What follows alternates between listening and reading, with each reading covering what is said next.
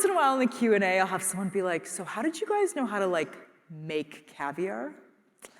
And in the spirit of honesty, we watched a series of YouTube videos that were all in Russian to figure out how to do this.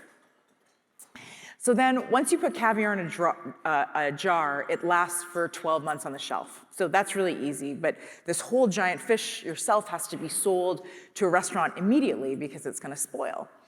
So then we would get on our phones and we would start calling all these high-end restaurants in Canada, and we would be like, hey, I'm Michelle, I'm calling from Evandale Caviar. You've never heard of us because we were incorporated 2 weeks ago. But we caught a fresh fish this morning. We're wondering if you want it. You have to tell us by 4 o'clock because that's when FedEx closes. And I thought everyone would laugh at this pitch. But it was the opposite. Chefs loved it. The farm-to-table movement was just starting to happen. People were looking for this ingredient. They thought the story of being able to get the caviar and the fish from the same thing was so cool. We were sold out at 300 restaurants in Canada in a matter of months. So finally, can you imagine? Everyone thinks we're crazy for moving to New Brunswick. Everyone thinks we're crazy for starting this business. It's finally working. We have real customers. We have real revenue. And then, in a second, everything changes.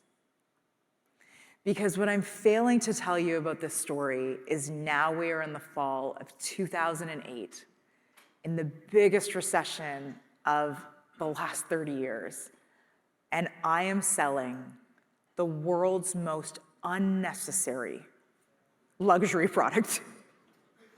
I mean, caviar is literally the definition of things you do not need. And so when businesses fail, you have an exceptional amount of time to think. And the thought that kept going through my head that I didn't forget the rest of my career was all of that planning, that giant business plan you did, Michelle, none of that mattered. You wanted to build something unique, it mattered the day you got to New Brunswick. And so this is really important, especially within organizations, because there's an enormous temptation to plan. It feels really good to like put a plan on paper. And it's not saying you don't need a plan. You need a plan that will fit on a Post-it. And with that, you need to start trying things, because people will think that they're going forward by just planning, by just making a plan. You don't go forward by planning, you go forward by doing.